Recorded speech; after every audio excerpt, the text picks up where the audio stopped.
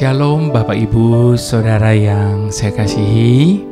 Terima kasih untuk supportnya selama ini, menyaksikan dan terlebih lagi yang telah mensubscribe YouTube channel pribadi saya ini.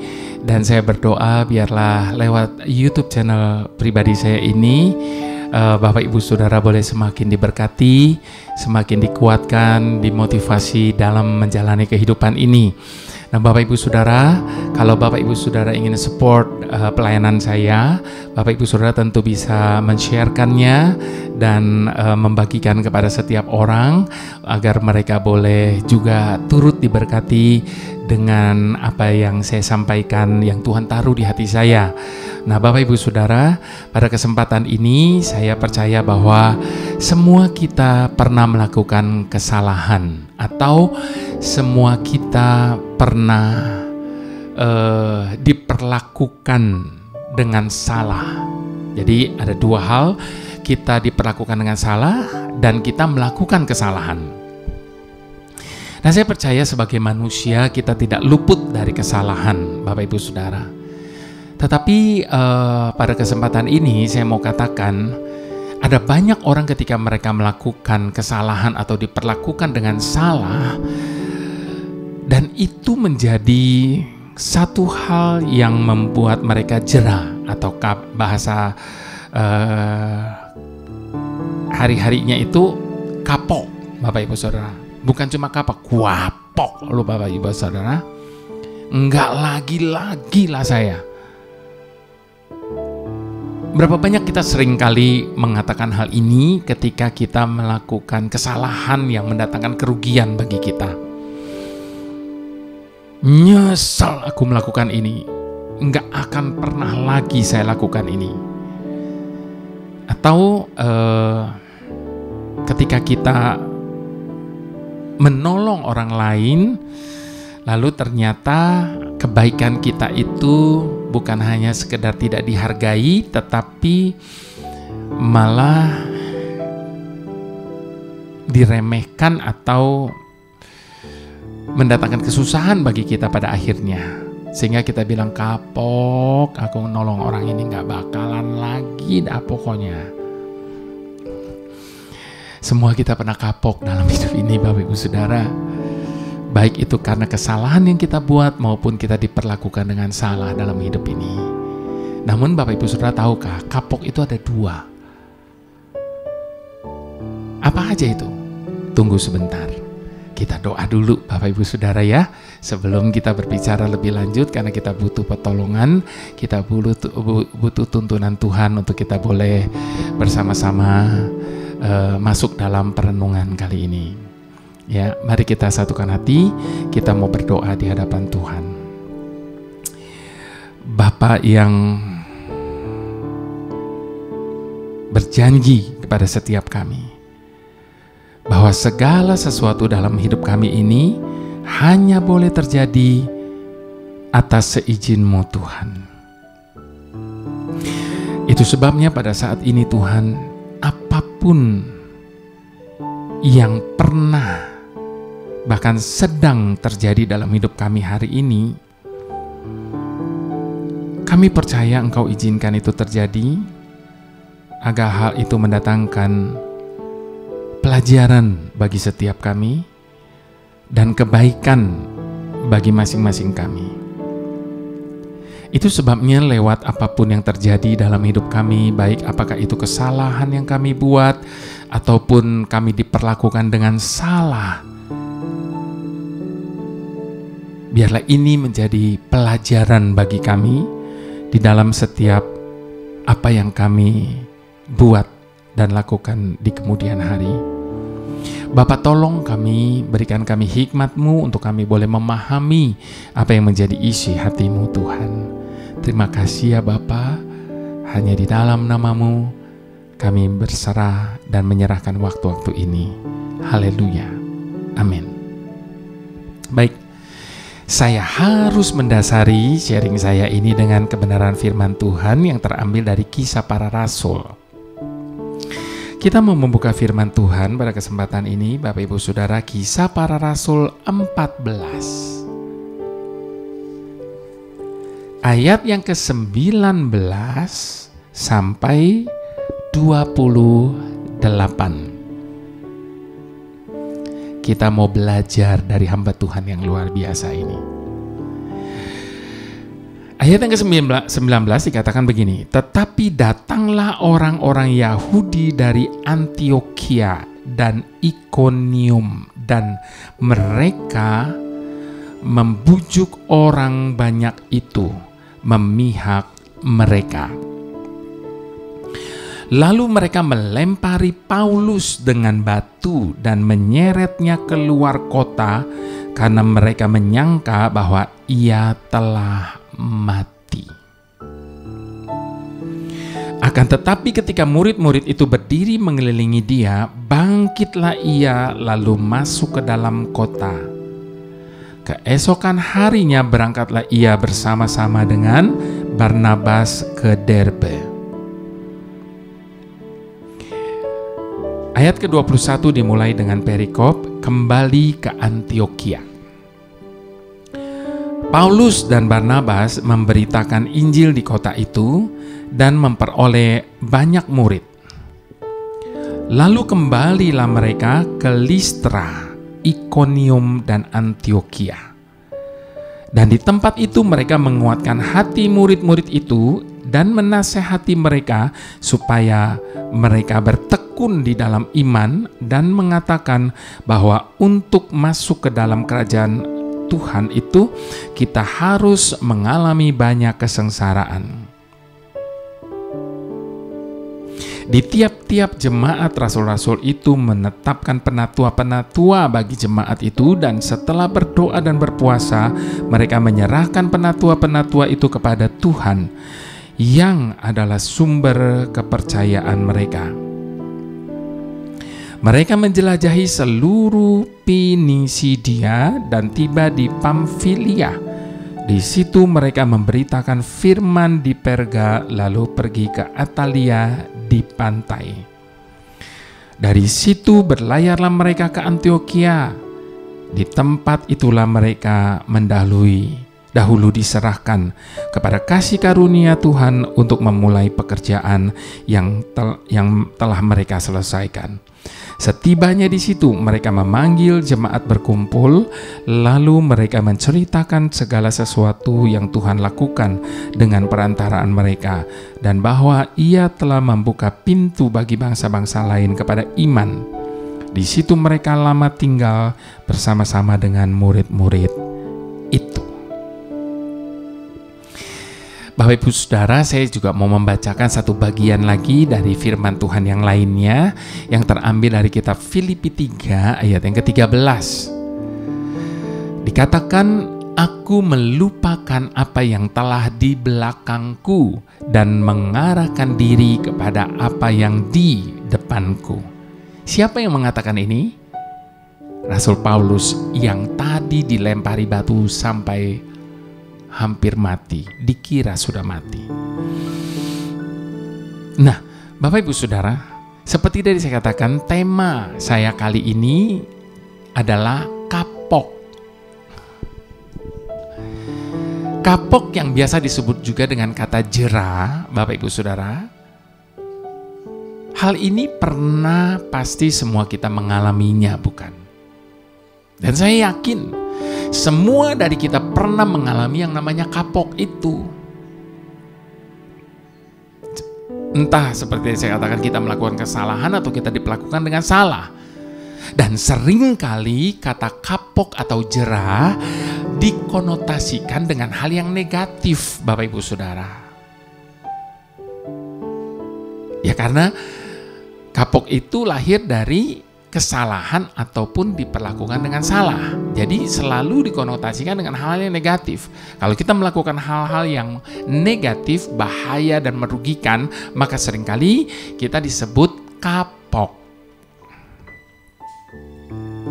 Namun tahukah Bapak Ibu Saudara yang saya kasihi, bahwa kapok itu bukan hanya dikonotasikan dengan hal-hal yang negatif saja. Seperti tadi di awal saya katakan ada dua kapok. selama ini kita cuma berpikir bahwa kapok itu cuma satu, tapi ada dua, Bapak Ibu Saudara. Yang pertama, Bapak Ibu Saudara, kapok itu bukan hanya hal yang negatif atau yang buruk saja, namun kapok juga bisa berakibat baik. Nah, saya mau membahas satu persatu, Bapak Ibu Saudara. Kapok yang baik. Kapok yang baik berkenaan dengan perilaku yang buruk. Sekali lagi, Bapak Ibu Saudara, kapok yang baik dikarenakan atau berkenaan dengan perilaku yang buruk. Jadi perilaku yang buruk menjadikan kapok yang baik. Misalnya apa? Kapok merokok. Ini perilaku buruk tapi menjadi kapok yang baik, betul enggak? Karena kalau namanya orang kapok merokok berarti dia berhenti merokok. Sementara kita tahu betul banyak ungkapan bahwa merokok itu adalah perilaku yang buruk. Kenapa orang sampai kapok merokok? Mungkin karena pernah sampai di opname di rumah sakit.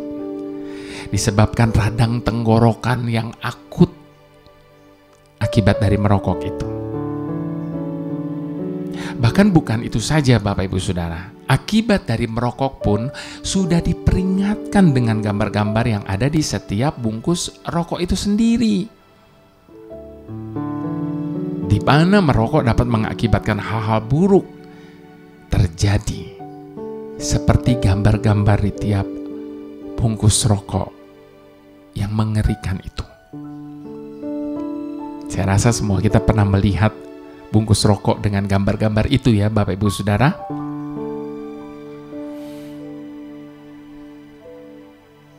Misal yang lain adalah kapok kebut-kebutan dengan sepeda motor. Karena pernah mengalami kecelakaan fatal, mengakibatkan kelumpuhan dan sebagainya, sehingga orang yang bersangkutan kapok, nggak mau lagi. Dan masih banyak contoh-contoh lain tentang kapok yang baik berkenaan dengan perilaku yang buruk. Bapak Ibu sudah bisa menangkap ya. Jadi perilaku yang buruk menjadikan kita kapok. Nah, itu namanya kapok yang baik, Bapak Ibu Saudara. Nah, yang lainnya, satunya lagi, Bapak Ibu Saudara, kapok yang buruk berkenaan dengan perilaku yang baik. Lucu ya, jadi sebaliknya nih. Tadi contoh-contoh yang saya berikan itu berbicara tentang kapok yang baik berkenaan dengan perilaku yang buruk. Nah, sekarang kapok yang buruk berkenaan dengan perilaku yang baik. Misalnya, kapok melayani di gereja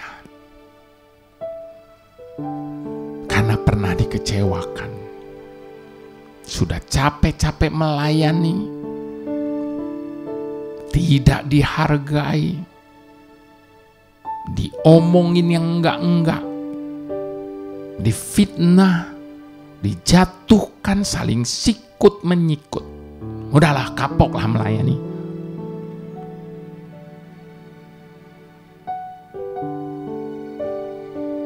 Contoh yang lain, kapok membantu orang lain.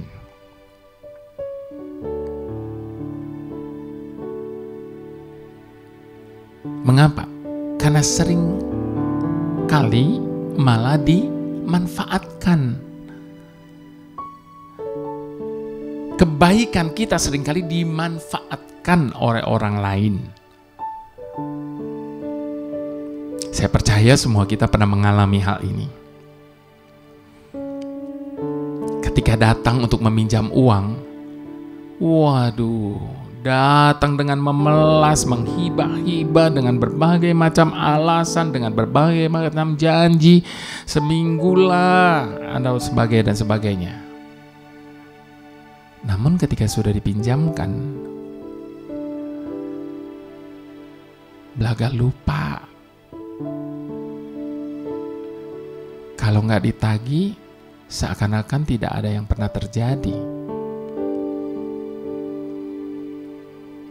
Bahkan ketika ditagih, susahnya bukan main. Berkelit dengan banyak alasan. Sampai-sampai seakan-akan yang meminjamkan itu mengemis, meminta balik pinjamannya. Dan itu menjadikan kapok untuk memberikan pinjaman atau menolong orang lain lagi. Enggak lah, udah cukup, enggak lagi-lagi. Atau bahkan mungkin kapok menyatakan cinta karena pernah ditolak mentah-mentah.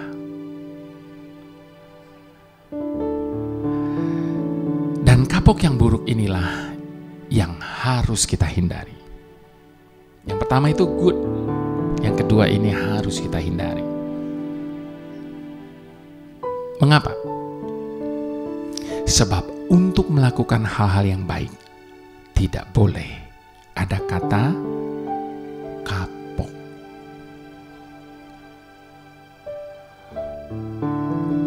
Satu kali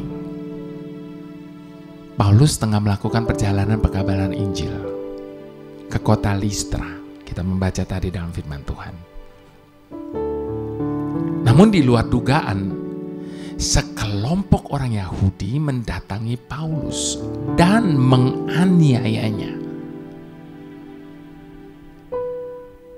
Begitu dahsyatnya penganiayaan itu membuat orang banyak mengira Paulus sudah mati. Bayangkan Bapak Ibu Saudara. Meski tidak disebutkan berapa banyak luka-luka yang diderita oleh Paulus, tapi kita bisa bayangkan Bapak Ibu Saudara betapa parah dan menderitanya Paulus akibat dari serangan dan penganiayaan itu. Udah pendarahan di mana-mana itu pasti. Sampai dikira mati. Namun yang menjadi pertanyaannya Bapak Ibu Saudara, kapokkah Paulus? Ternyata tidak sama sekali. Paulus tidak mengenal arti kapok. Keesokan harinya dia bangkit dan melanjutkan perjalanan. Perjalanan untuk apa? Mengabarkan Injil terus. Sekalipun sudah dijegal, sekalipun sudah dianiaya, nggak kapok dia. Tetap dia berlanjutkan perjalanan pengabaran Injil itu. Apa rahasia ketegaran dan keteguhan Paulus sehingga dia mampu melakukan hal itu? Kalau kita mungkin udah stop, selesai. Tapi tidak demikian dengan Paulus. Dan apa rahasia ketegaran dan keteguhannya? Itu alasannya kenapa tadi saya sertakan lagi satu ayat bacaan, yaitu dari Filipi 3 ayat ke-13. Sebab di dalam Filipi 3 ayat 13 itu Paulus berkata apa? Aku melupakan apa yang telah di belakangku dan mengarahkan diri kepada apa yang di hadapanku.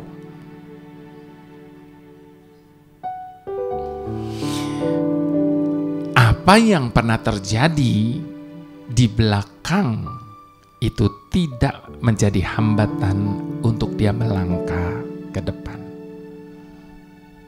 Yes, Paulus tidak membiarkan dirinya tenggelam dalam luka dan kepahitan yang terjadi di masa lalu. Sebaliknya ia malah mengarahkan diri kepada apa yang ada di hadapannya. Apa itu?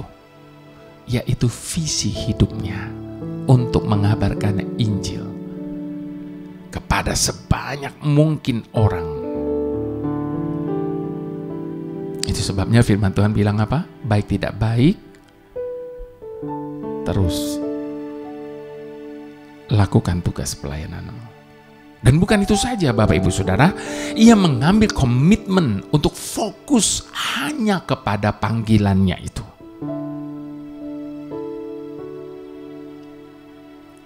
Karenanya ia tidak pernah kapok, melainkan tetap tegar dan teguh. Jadi sekali lagi Bapak Ibu Saudara, kapok yang buruk harus kita hindari. Jangan pernah sampai kapok kita melakukan hal itu. Kapok yang buruk berkenaan dengan hal yang baik. Ini harus kita hindari. Sebab selain itu berbahaya, maka kapok yang buruk pun dapat menjadikan mental block dalam hidup kita.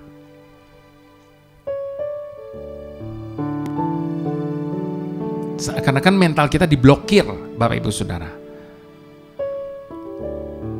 oleh karena kapok yang buruk itu. Kapok yang buruk memblokir mental kita. Suatu kali saya pernah membaca tentang kisah seorang yang bernama Napoleon Bonaparte. Saat ia memutuskan untuk menyeberangi terusan Saint Bernard di pegunungan Alpen yang terkenal begitu menakutkan, Napoleon Bonaparte ditertawakan oleh orang-orang Inggris dan Austria. Mengapa ia ditertawakan? Ia dicemooh, Bapak Ibu Saudara, karena dia membawa 60.000 tentara lengkap dengan meriam dan berpeti-peti peluru. Dengan membawa barang bawaan seperti itu dianggap sesuatu yang mustahil. Itu sebabnya dia ditertawakan, dicemooh. Namun Napoleon tidak terpengaruh dengan cemoohan dan tertawaan itu. Ia tetap memilih untuk melakukan perjalanan yang dianggapnya mustahil itu. Dan ternyata dia berhasil. Dia berhasil.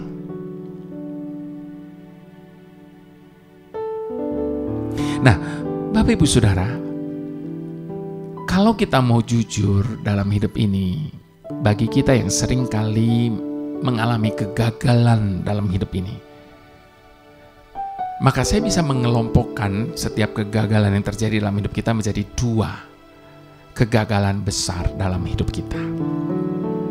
Yang pertama, ketika kita tidak tahan menghadapi pandangan negatif. Nah, itu menjadi kegagalan besar dalam hidup kita. Ketika kita tidak tahan menghadapi pandangan negatif.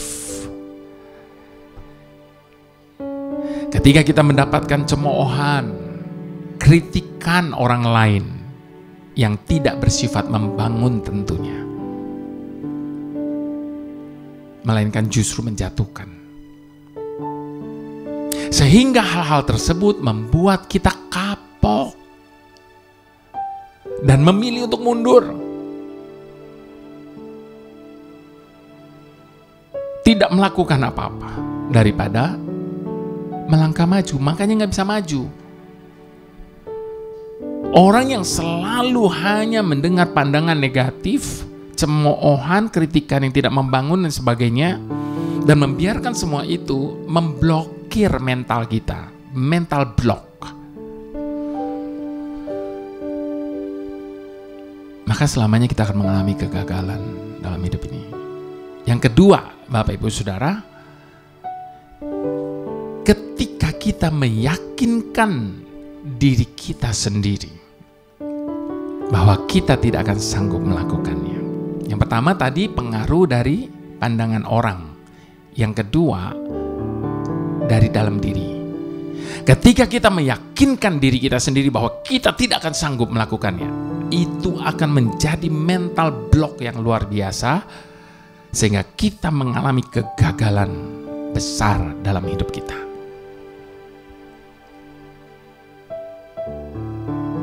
Yang harus kita lakukan adalah membangun diri, bukan justru mental blockkan diri kita.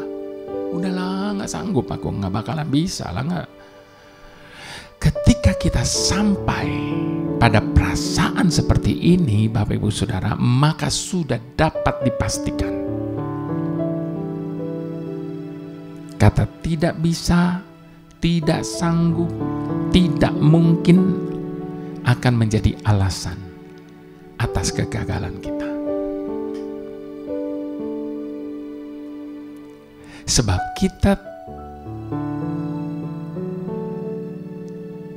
ketika kita berkata tidak bisa, tidak mampu, tidak mungkin, secara langsung sebetulnya kita sedang membangun tembok kegagalan dalam hidup kita.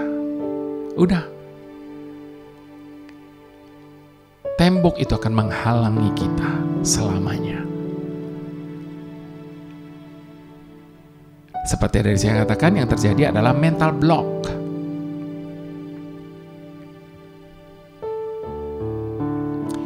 Ibarat atlet, Bapak Ibu Saudara, dia sudah kalah sebelum tanding. Ibarat prajurit, dia udah kalah sebelum perang. Nah, hal ini juga terjadi kepada 10 pengintai yang diutus Musa. Dan ternyata laporan dari 10 pengintai ini justru lebih dituruti oleh seluruh umat Israel pada waktu itu. Kalau kita baca di dalam kitab Bilangan 13, Bapak Ibu Saudara, di situ diceritakan panjang lebar tentang bagaimana Musa mengutus 12 pengintai, tapi dari 12 hanya 2 yang mempunyai keyakinan, sementara yang 10 bilang apa?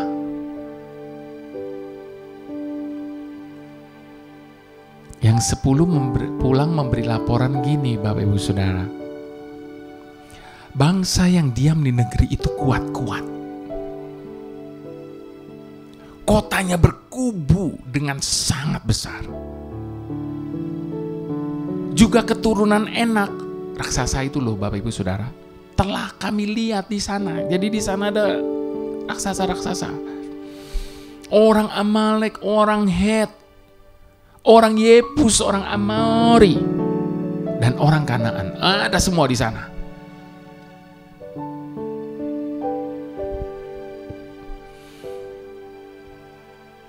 Saat mereka mendengar laporan seperti itu, maka langsung mental block melumpuhkan bangsa ini.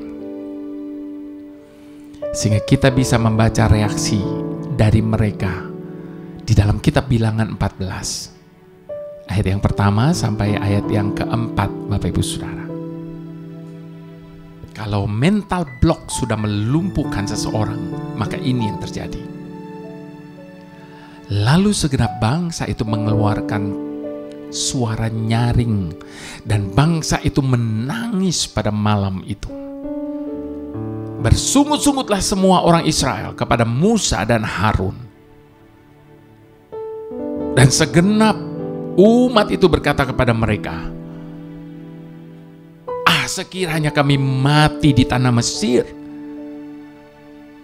atau di padang gurun ini, mengapakah Tuhan membawa kami ke negeri ini supaya kami tewas oleh pedang dan istri serta anak-anak kami menjadi tawanan?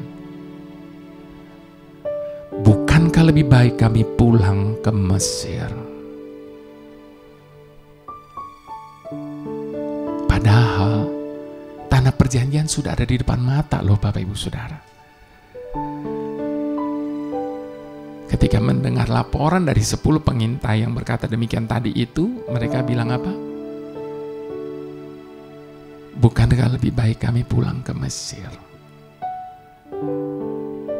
Baiklah kita mengangkat seorang pemimpin lalu pulang ke Mesir. Di Mesir mereka apa? Budak.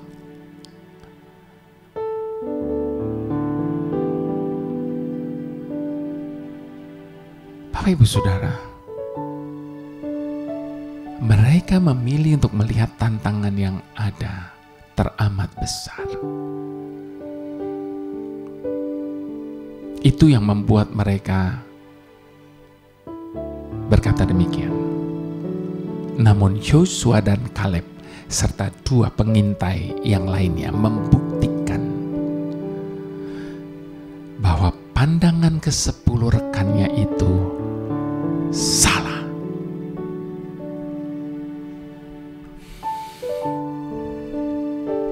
Jadi kesimpulannya, Bapak Ibu Saudara yang saya kasihi, ada 2 sikap yang membuat orang tidak bisa maju.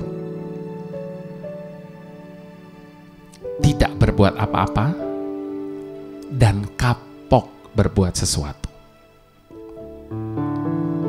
2 sikap ini membuat orang selamanya tidak akan bisa maju.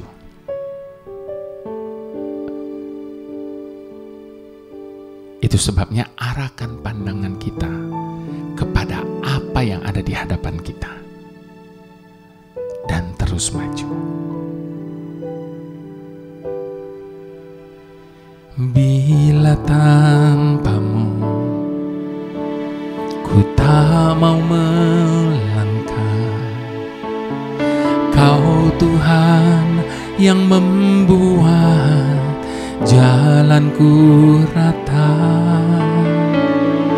Hanya denganmu ku berani bertindak. Kaulah yang meruntuhkan tembok penghalang. Bila tanpamu ku tak mau melangkah, Kau Tuhan yang membuat jalanku rata. Hanya denganmu ku berani bertindak. Kaulah yang meruntuhkan tembok penghalang. Kau Tuhan yang menyertai ku melangkah pasti menuju berkat yang telah Kau janjikan. Bersamamu ku alami kebajikan, kemurahan selalu mengikutiku di setiap zaman. Kau Tuhan yang menyertai ku melangkah pasti menuju berkat yang telah Kau janjikan.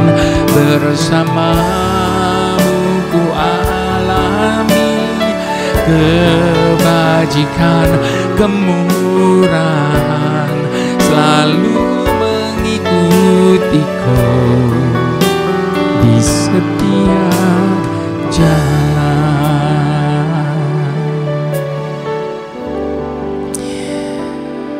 Mari kita melangkah hanya bersama dengan Tuhan. Tanpa Tuhan, jangan pernah mencoba untuk melangkah. Maka kita akan melangkah ke arah yang salah. Kita akan tersesat dalam hidup ini. Di padang belantara hidup ini, tanpa tangan Tuhan, kita pasti akan tersesat. Namun ketika kita berjalan bersama dengan Tuhan, maka jalan yang terjal berbukit, berbatu dan sebagainya akan Tuhan buat menjadi rata bagi setiap kita. Biarlah kita hanya berani bertindak ketika kita bersama dengan Tuhan. Sebab hanya Dia yang mampu untuk meruntuhkan tembok penghalang. Sebagaimana Dia meruntuhkan tembok Yeriko, Dia juga pasti akan meruntuhkan tembok yang menghalangi kita, yang memblokir mental kita. Tuhan sanggup untuk meruntuhkannya. Ketika Tuhan menyertai kita, maka kita akan melangkah dengan pasti dalam hidup ini menuju berkat yang sudah Dia sediakan. Itu sebabnya Bapak Ibu Saudara, mari sekali lagi biarlah ini menjadi ungkapan isi hati kita dan komitmen kita di hadapan Tuhan. Bila tanpamu ku tak mau melangkah, Kau Tuhan yang membuat jalanku rata. Hanya dengan-Mu ku berani bertindak. Kaulah yang meruntuhkan tembok penghalang. Kau Tuhan yang menyertai ku melangkah pasti menuju berkat yang telah Kau janjikan. Bersama-Mu ku alami kebajikan, kemurahan selalu mengikutiku di setiap jalan. Kau Tuhan yang menyertai ku melangkah pasti menuju berkat yang telah Kau janjikan. Bersama-Mu ku alami kebajikan, kemurahan selalu mengikutiku di setiap jalan.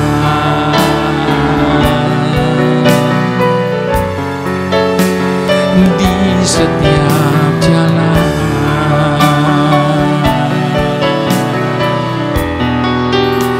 Di setiap jalan.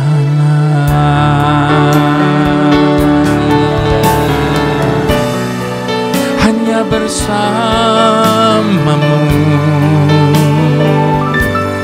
kami berjalan, kami bertindak. Hanya bersama-Mu kami percaya. Hanya Engkaulah yang membuat jalan kami rata, yang meruntuhkan tembok penghalang.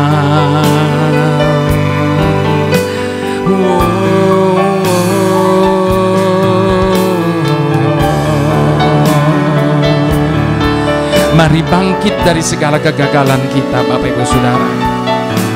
Jangan pernah menyerah kalah. Jangan pernah jemu-jemu berbuat baik.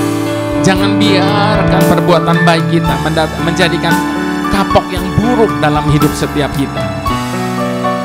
Teruslah berbuat baik, sebab hanya Tuhanlah yang akan memampukan kita untuk melakukan semua itu, dan memampukan setiap kita untuk selalu melangkah dengan pasti menuju berkat yang Tuhan sudah sediakan, masa depan yang penuh dengan pengharapan. Jangan pernah kapok dalam hidup ini melakukan hal-hal yang baik. Sekalipun mungkin kita mengalami perlakuan yang buruk karenanya, tetaplah berbuat baik. Andalkan Tuhan di atas segalanya, sebab Dialah sumber segala yang kita perlukan. Haleluya, haleluya. Bapa yang baik, ini anak-Mu lagi, membutuhkan diri-Mu seperti biasa. Sebab kami ini sadar, kami tidak akan mampu melangkah setapak pun tanpa-Mu, Bapa. Setiap saat kami merasa takut, bahkan kami tidak yakin apa yang kami takuti. Tetapi hal itu sungguh nyata. Mungkin ketakutan itu adalah kebimbangan akan masa depan kami. Karena kami melihat dan mengamati apa yang akan terjadi hari ini. Karena kami melihat keadaan di sekeliling kami yang begitu mencekam dan sangat menakutkan.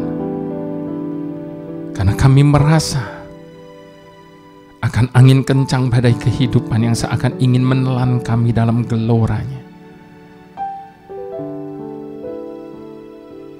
Sehingga itu menjadikan mental block dalam hidup kami.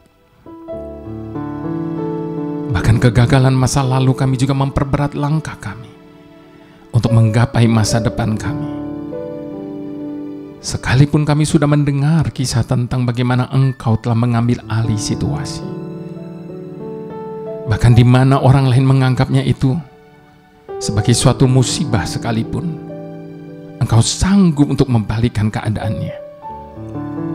Bahkan menjadikan semuanya itu kebaikan bagi orang yang percaya dan berharap kepada-Mu, Bapa. Bahkan kami juga sering kali mendengar bagaimana Engkau telah menguatkan kaki yang gemetar dan memulihkan kehormatan bagi mereka yang berserah hanya kepada-Mu.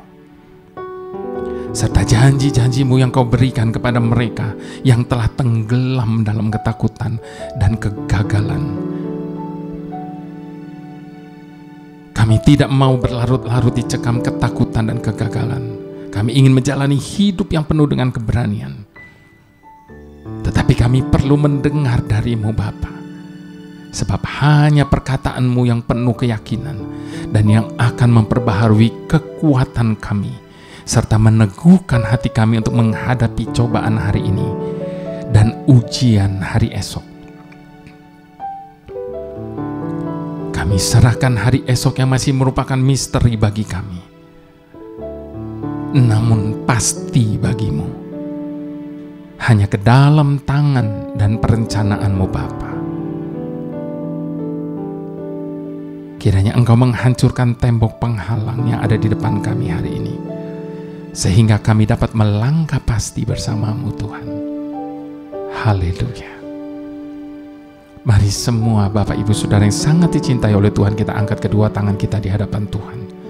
Sebab berkat itu datangnya hanya daripada Allah Bapa di dalam putra yang tunggal Tuhan Yesus Kristus, dan di dalam persekutuan dengan Roh Kudus yang adalah penghibur dan penolong yang setia dalam kehidupan setiap kita, yang senantiasa menjaga keluar masuk kita dengan demikian sempurna sampai kita didapati kudus dan tidak bercacat celah. Haleluya. Mari semua yang diberkati sama-sama kita katakan amin.